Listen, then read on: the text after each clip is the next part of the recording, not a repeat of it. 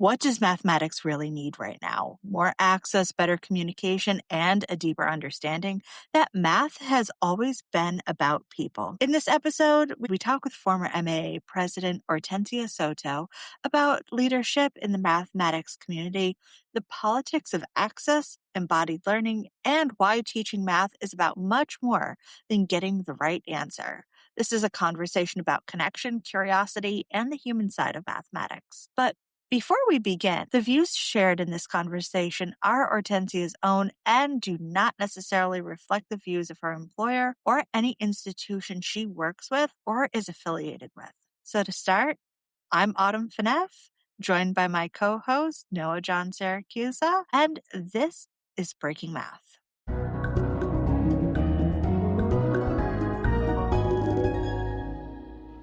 Hortensia, you've served as the president of the Mathematical Association of America.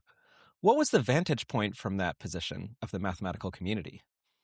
Yeah, it was very interesting and exciting. And I think for me, the thing that I realized, especially as I traveled around to different section meetings and different conferences, is just how small our math community really is. And it always seemed like I'd meet a new person, but then we had a person in common. And for example, Noah, that just happened today when you and I met. It's like, oh, we have a colleague of mine as a friend of Noah's or an acquaintance of Noah's. And so for me, I just was always just amazed about how somehow we're all connected and it's mathematics that ties us together. And I really like that. And it also gave me an opportunity to say, so you know so-and-so, so you must know so-and-so. And again, it's just all these connections that we have through people because of mathematics. And I love that. Now, I'm curious, what do you think mathematicians need most right now from professional societies? Yeah, I think certainly AI is big and it's controversial, and some people love it, some people are concerned, some people are scared. But I think that right now is the biggest thing that mathematicians need, and probably other scholars, is how do we leverage AI because it's not going away, so we can't just ignore it. But really think about how we can use it for our research, for our teaching, for our service that we do. And I think that we need research evidence-based practices of how best to use that. And I know some people are starting to work on that, but we have a long ways to go to learn about that. What do you think about or how do we handle the pace? Because when Hmm. we try to do evidence-based research, a lot of times people even laugh, like someone will put out a paper saying, oh, look, AI is really bad at helping students. And then it turns out it's a model from a year ago and they've completely changed. So how do we keep up? Yeah, or a model from a month ago. Yeah, I have true. I have a graduate student actually who's doing her research on the role of AI to help students with writing proofs. And she got to a point and she's like, I just can't finish my lit review because I write it and then something new happens. And I said, you just have to stop and go from what you have. It's hard to keep up with the pace. And yes, I think that the evidence-based research is going to be difficult because of the pace. And so I think just anything that we can do, even if it's at a small scale, but then try to branch that up to any time that a new version comes out of AI that's more sophisticated, and branching out those methods to learn is important. And that's why communication is so important, so that we can learn what other people are doing in terms of using AI and what they're learning from it. Because I think we have a lot of information about here's how I'm using it in my classroom, or here's how I'm using it in my research. But then how do we branch that out so others can learn about those techniques that practitioners are using? Now, with AI being so political in the classroom, some folks want to use it. Others want to use traditional methods of just lecturing. I find that to be very interesting, especially when math has a bit of a reputation for transcending politics. It's about theorems and proof, but there's no room for subjectivity, really. But we know that reality is quite different. Now, do you think math gets political? Mhm. If so, where does that happen? Yeah, so I mean, right now, sadly, our country makes everything political. And everything can be political. I mean, for whatever reason. And I think things become political a lot of times because of funding. And I think really what has happened with mathematics is that the conversation is not about mathematics per se, but more about access to mathematics. And really, I think if we get down to the nuts and bolts of a lot of things that are political and that have become bipartisan, it really is about the access, the who has it, who doesn't have it, who gets to have it, who doesn't get to have it, why do they get to have it, why don't they get to have it. And in this case, we're talking about mathematics, but the it can be anything. It doesn't just have to be mathematics. And so I think that the things that have become political are really because of access, and because I have access to mathematics, and the way that I got access to mathematics really makes me think about the responsibility that we have. And I'm also in a position that I can give access to others. And I don't really believe in that I get to give access to others. I get to provide opportunities. That's what I think I get to do.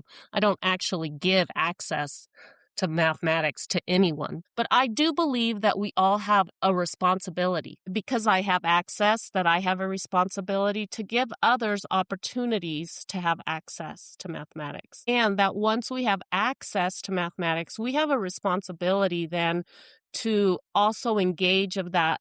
This means I need to work. I think a lot of people don't realize how much work it really takes to actually do mathematics. And so there's a responsibility that I think that we all carry in conversations about access to anything, whatever the it is that we're talking about.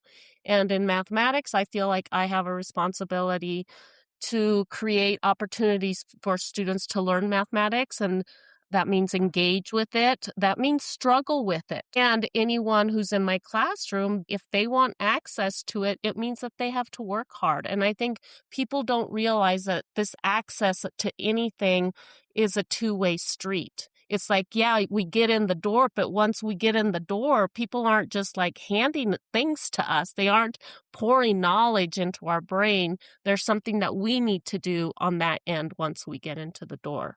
And I fear those are the things that have really made mathematics political. That's what's making people claim that mathematics is political. Hortensia, one example that you're talking about access, and one example that's really stayed with me for many years, actually came back to my first faculty job.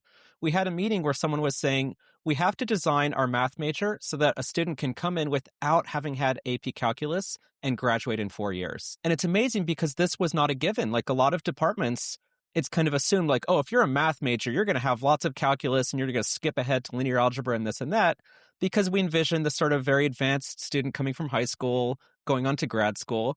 And we actually had to say, no, math majors, like the idea of majoring in math needs to be accessible to anyone, because there's a lot of students who go to high schools that don't even offer AP Calc. And that really profoundly touched me, that we just have to break our stereotype of who has access to math and who's doing math and broaden it. But as I just want to mention, that really hit me. The question I want to ask you is, what I was just mentioning is kind of being able to major in math, but let's peel it back even further. What math do you think everyone should know, right? Not everyone needs to major in math, but like, what's the math that all humans should have access to? I think, by the way, I didn't have any AP courses. And I'll just say, aren't we glad that you were able to go through and have the career you did? Think of what a loss we would have had if you got filtered out by stupid requirements in a system. Yeah. And I think we need to think about who our clientele is based on where we are, because at some institutions, the students that they serve do come from such schools. And the schools that I went to, that's not the population that they were serving. They're serving rural Nebraska. Same for me for where I teach. Yeah, so I think that we need to not have these hard rules about what people look like if they want to do something. And with that said, yeah, they need to at least have algebra skills. That is important. Okay, but the question that you asked me is, what mathematics do I think we all should have? I think that we should all have some skills related to finance. Like, how do we budget a checkbook? Learn how to invest. And so what does all that require? Fractions, percentages. and decimals. And I don't think students really have a good understanding between those three things that really are the same thing. And because those three things help us to make decisions quickly about money, and money is power. And so I think having courses in high school about how to deal with money is important. And we don't do that. We fail our students in that regard, and our college students in that regard. They're not required to ever take anything like that. So I think anything related to finance in terms of mathematics is important. I think that's what I would put at the top of the list. That's what helps us to move forward, so that we learn about, hey, I have a job and I can actually have a K and they'll match it. So I start early. Compound interest, the power of compound interest. Start early, and, and that life can be good for you, because I think a lot of times when we talk about access, money is the thing that sometimes gives us that access. And if we don't know how to budget our money, if we don't know how to invest our money, if we don't know about percentages and the role of interest rates when we go and buy a car, buy a house, and just how that can really put us in debt. Credit cards. These are things that are really important. It's not just the basic math, but also thinking about the factors in which the numbers help you go through life, right? So it's everything from your credit score to how social media influences you in the decisions that you're making. Yes. And now it's not just social media, it's attention media. Yeah. Yes. And it's the things that are capturing your attention and why. And those algorithms and other things also matter, right? Yeah. So thinking about this a little more in depth, if we're spending our careers doing mathematics, Mm-hmm. we also need to be able to spend our careers explaining it or part of it publicly. Mm. Now, do you think we need to become better communicators as mathematicians? Definitely, yes. So mathematicians are excellent at conveying what they know and love to other people who know and love the exact same area that they're in. But they're not necessarily good at conveying it to another mathematician who doesn't do the same work that they do. And so I think a big part of the work that we do, and I think AI is really going to force us to change this also, is the way that we communicate with people. I think a lot of times we talk about communicating mathematics, but to whom? To people. And that requires that we know people, that we learn human skills, that we learn, I say, emotional intelligence, because that's really what it is. It's how do we communicate with people? How do we listen to people? And a big part of communication, I think a lot of times we think about it in how are the words coming out of my mouth, and not how are they coming into my ears? Like, how do I listen? That's a big part of communicating, is also listening. So yes, I think learning human skills, learning about our audience helps us to become better communicators. And I think AI is going to really force us to do that. And I'm excited about that. I'm curious to expand on that, to how I could see it kind of going in either direction, where AI really helps us or it really sets us back. So can you elaborate on what you just said? Yeah, so I think that, let me talk about the set us back. I think for some, it can become isolating. But the truth of the matter is we all need people, whether we admit it or not. And I think AI is going to be a great opportunity for different branches of mathematics to come together.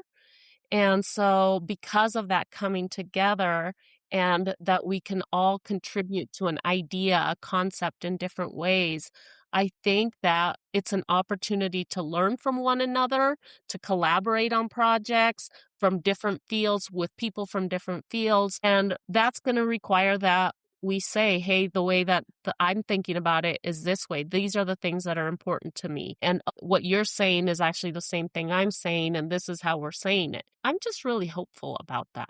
But that's the type of person I am. I think another important thing that we miss when we teach mathematics is, what is it that mathematics is really teaching us? And it's teaching us logical skills, but we don't ever talk about that. We tend to talk about, oh, the process, we're getting this answer. But I think mathematics is a great place to learn to think logically and to communicate with other people, to work together, to collaborate, to argue for why you think a problem could be solved this way, to listen to others about how they think a math problem can be solved. And I think it's just a great place to actually learn communication skills. As teachers, I think we need to do a better job of saying, this is really helping you to think logically so that when you go out into the world and need to make other decisions, you can think logically. I had a colleague who I asked, actually, I was hosting a different podcast and I asked, they were in computer science. I said, well, we keep hearing about how AI is taking over coding. So do you think students should still learn coding? What's the point? They're not going to need it for their jobs. And the professor said, coding is the best way to train your brain that words matter, that they have precise meanings, that you can come up with a whole architecture in your head, the idea of what you want the computer to do.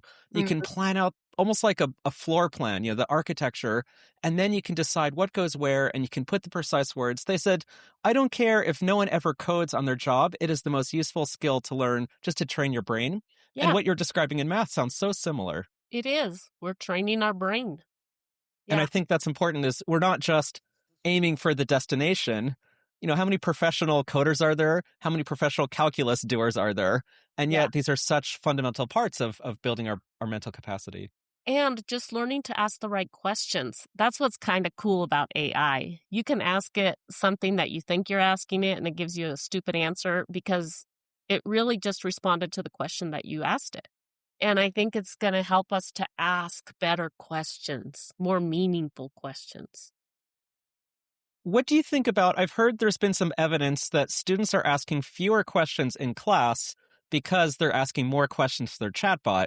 And in their chatbot, they're less afraid. Their professors may intimidate them. Do you think that's good or bad, or what are your thoughts?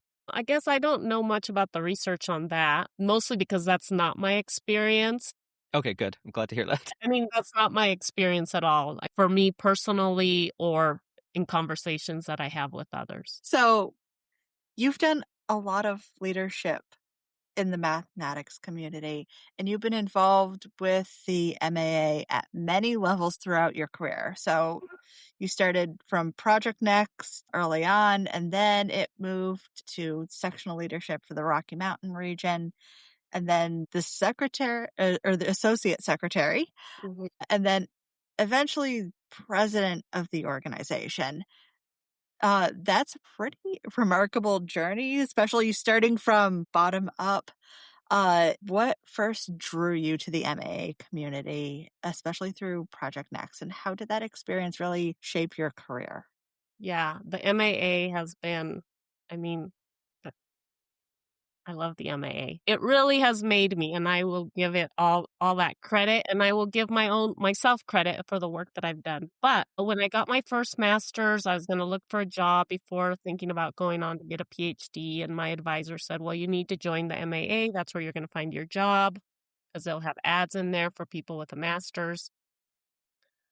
And I always did what my advisor said, so I joined the MAA. And so I've been a member of the MAA since 1989, well before I had my PhD. And then when I did get my PhD, Project Next was just starting. I think they were in their third year. And so I applied.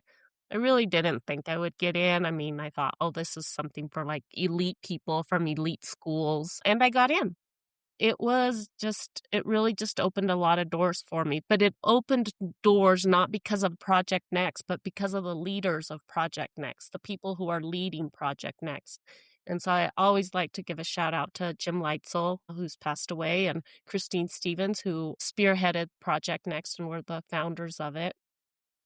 And one of the things that they always did is that for one of the upcoming meeting that we had to go to, they would pick people to kind of spearhead different sessions. And so they asked me to spearhead one, which I was just like shocked that they would ask me to do it.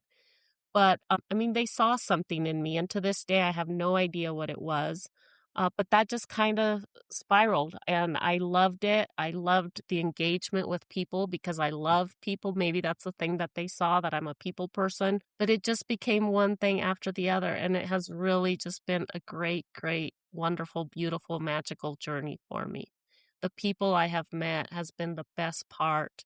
Putting people together has been wonderful, and saying, "Oh, you should work with so and so," and it's been great. Yeah. So to dig into this people side a little bit more, in math, we have a funny situation where we have not one, but several professional societies. There's SIAM, which covers the applied and industrial math. There's the American Mathematical Society, which in principle is all of math, but it tends to have a very research and often pure math focus. Mhm, And the MAA, which you've been heavily involved in, is more focused on teaching. And when there is research, it's more education research. mhm. But let's put all that aside. I don't want to talk about like the official, like what those words stand for. I want to ask you about the culture. So what would you say, like from a cultural perspective, really defines or identifies the MA? What makes it special? The people. I In what mean, way? yeah. They all So, have people. What's yeah, special about the yeah. MA people? Well, I wanna go back to, I know you said you didn't wanna talk about, there's the pure math, the applied math, and We the can e talk about it. yeah, well, but That's fair. that's why I wanna talk about it, because the math were the things that came up, and here you talked about education, and we're talking about education, we're talking about people educating people about mathematics, and so that's why it's the math. The other thing that I think is just so crucial and powerful and special about the MAA is that we have core values. And any program that we do, we're always vetting it to how does it address the core values. People propose a session. We're like, how does that session propose or meet our core values? We expect people to live the core values when they attend our meeting. We expect them to live the core values if they're representing the MAA at something else. And these core values include communication. And by communication, we are talking about our publications, but we're also talking about how we communicate mathematics to others. And of course, there's the teaching and learning, which is an important component, inclusivity, and community. And all of those four things are really about people. And so we're expected to live by these. I think one of the ways that I've been thinking about things lately is that when we have boundaries and expectations and consequences, things work out better. And I think that that's really the thing that drives the culture of the MAA is that we expect our members, our leaders, any way in which we're engaging with others, whatever we are serving to the public, that we are living out these values in everything that we do. That's the culture, the people. So one thing that struck me in your answer when you did want to pull us back to the comparison with math and research in the other societies is you singled out education. And I think kind of correct me if I'm wrong, but it seems like what you're hinting at is that there really is a two-way street there, that you're really connecting with the recipient, that it's not just I proved a theorem and I'm putting it out on the archive for the universe, but it's really saying, no, I have students in mind and I'm trying to reach them, or I have teachers that I'm trying to reach to help them reach their listeners. So is that a reasonable interpretation? Very much so. It's about what do we have to offer to the public in terms of mathematics and how do we engage with people where mathematics is the vehicle. That's how I always think about it when I offer programs is like I'm engaging with people and I'm going to create relationships. That's another important thing. It's about building relationships for me when I teach in the classroom and the way that I'm going to build this relationship not only with my students but have my students build relationships with one another is through this vehicle of math. And that's the thing that we get to use. We're pretty lucky. Now, as you were going through your career with the MAA, what did you actually learn about the mathematics community from that vantage point? I know that you've worked with so many different faculty and departments and regional sections. Was there one big thing that you found Okay, so interesting? I don't know if interesting is the word. Maybe the word I want to use is encouraging and Okay. hopeful. So I am a trained mathematics educator, so my research is on the teaching and learning of mathematics, and I always say it's kindergarten through graduate school. I work with teachers and train teachers to do that. So when I got elected as president, I was worried that the things I was going to talk about weren't going to be the things that previous mathematician presidents had been talking about, where they would focus on the mathematics they were doing. So I was a bit nervous, apprehensive, whether people would be receptive to that. By that, I meant, other mathematicians. And I do consider myself a mathematician who focuses on this work. But I guess that was the exciting part for me, is how many people would come and say, "Oh my gosh, I've never thought about it this way. The way that I talk about mathematics, the way I teach mathematics." And it just led to new conversations and new collaborations. I was really excited about the fact that several mathematicians who don't generally think about math education were coming up to me and saying, the way that you think about mathematics, the way that you're teaching it, it's innovative, it's exciting. How do you think about it? How does one learn to do that? And so I was just really excited about that I still fit in, I guess maybe is the word I want. And that people were receptive to the work that I do. And especially people who I think so highly of. So speaking of that phrase fitting in, there's something kind of special, almost magical when a student says, like, I am a math person or even a mathematician. From your experience, either through research or direct classroom, firsthand experience, how can you tell when a student really is seeing themselves as a math person? What indicates that to you in your mind? They laugh when they mess up. It's that simple? It's that simple. I mean, it really is that simple. I think that when we can laugh at ourselves when we haven't done something correctly, that's when we know we fit in. And I think that that's a big part of being a math person, is recognizing that it's hard, that we're going to mess up, and that we're going to find joy if and when we find a solution, and that we can work with others. But I think until people can admit that, learning means making mistakes, and making mistakes is part of learning. And if I want to learn math, this is going to be part of it. That's just the way it is. On the other hand, if you see that a student has a lot of potential as an instructor, what methodologies can you use, whether that's in the classroom or, group work, whatever the case is, to help the student kind of just nudge them a little bit so that they can actually see that they're talented? Uh, Well, I mean, there's a lot of things that we can do in the classroom, and I'm never afraid to just tell them that and have a conversation with them. I can give you an example of this. It was in a pre-calc class, and the kid always sat in the back, mostly sleeping. But if I made a mistake, some arithmetic error on the board, he always caught it. And then he'd wake up and say, "Oh, don't you mean blah, blah, blah." And so one day I said, "Okay, I really need you because you catch my mistakes. And so I need you to be alert. And then when I have you with groups, I really want you to lead in those groups and help the other students." Totally changed things around with him. So it doesn't take a lot. It just means that we take interest in a person and we let them know we think they have potential. That's all it really takes. There's no magic to this. The student went on and got a PhD in math. But it's small things like that. And I mean, and for me, I remember being in my advisor's office working on some topology thing up on the board. And he said, "You need to get a PhD someday." And I said, "What's a PhD?" But that's all it took.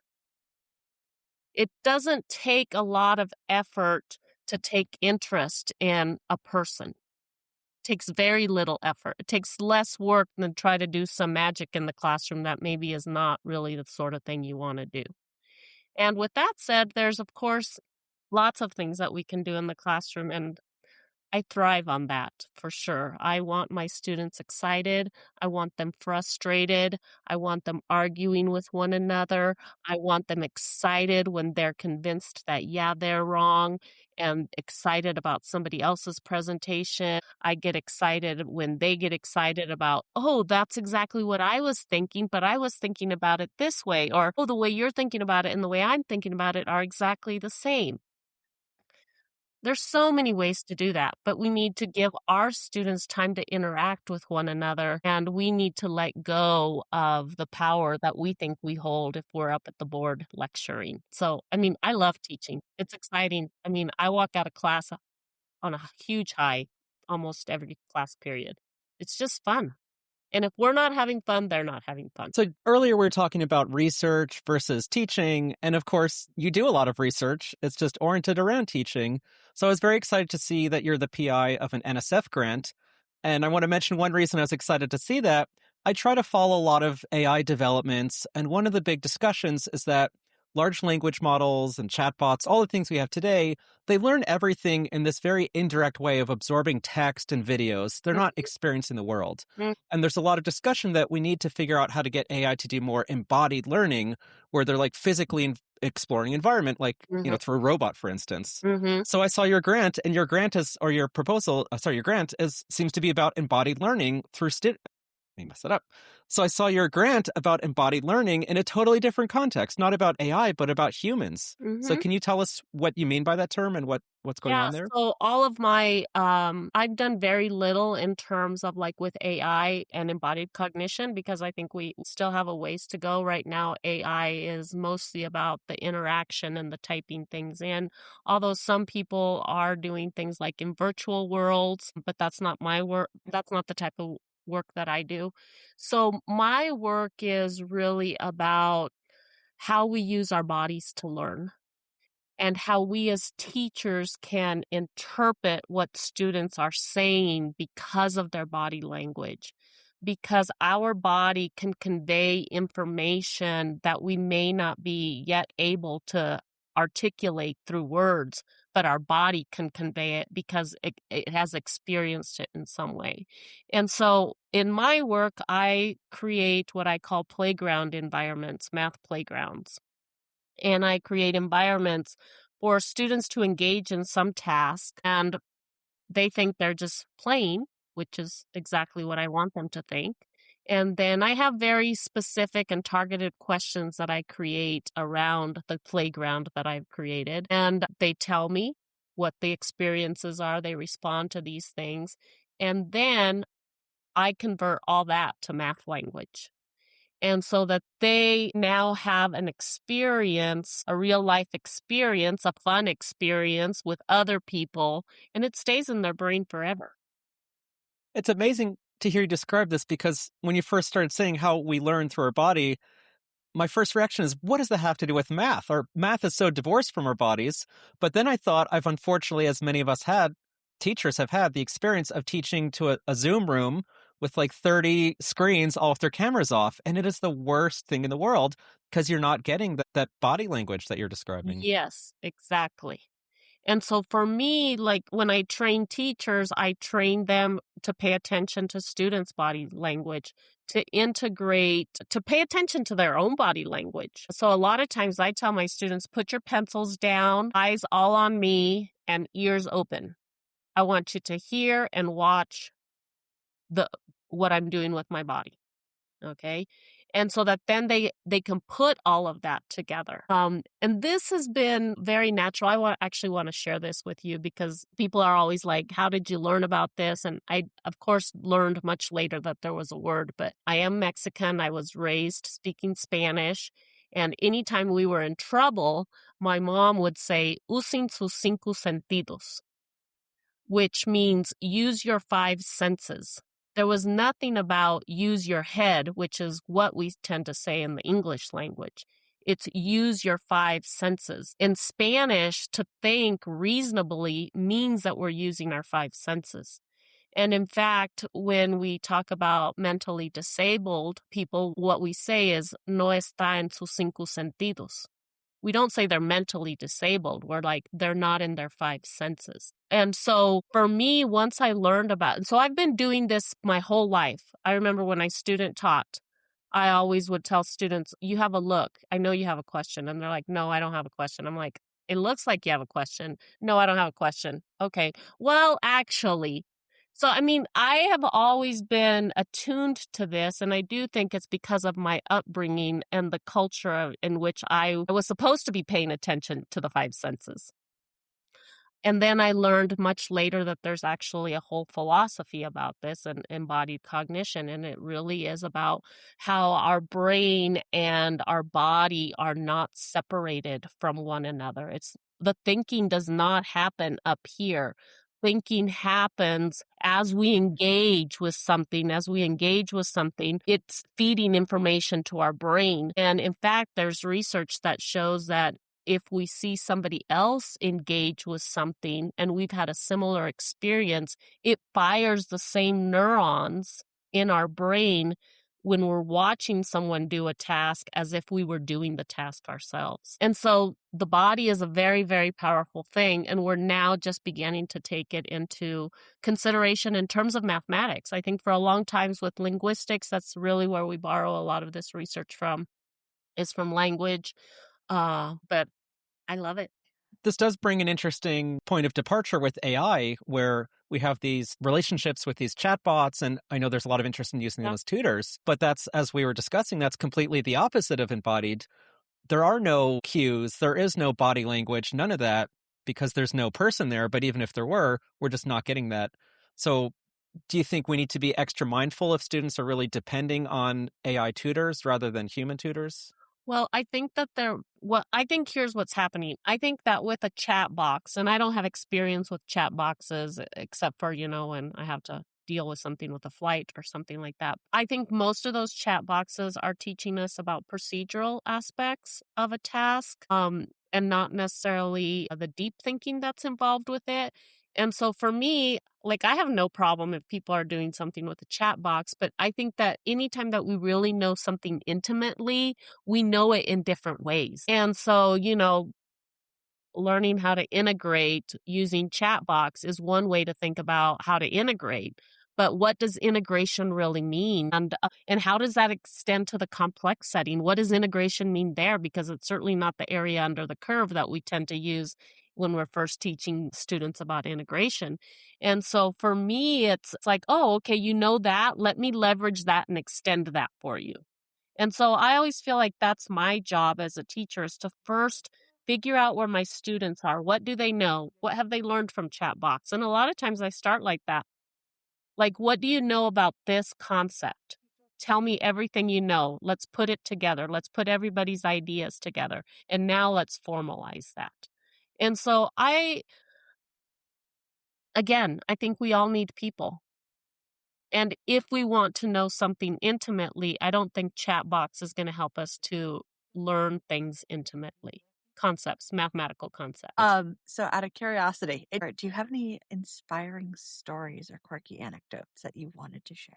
I think another thing that I really learned during my presidency of the MAA was the importance of learning to listen to both sides. And I've always believed that listening is part of communicating, and I really wanted to work on that. And so it's really important to me that I listen to both sides so that everyone feels heard, because if we don't feel heard, then of course we don't feel like we belong. And that was really, really important to me during my presidency, that my views were not necessarily right and that others' views weren't necessarily right, that we were both probably partially right and partially wrong. And I think those are conversations that we all need to have. How do we listen to different views? I had an opportunity to do that. To wrap it up, is there one message that you want the global mathematics community right now to take away from this conversation? Or is there anything that's burning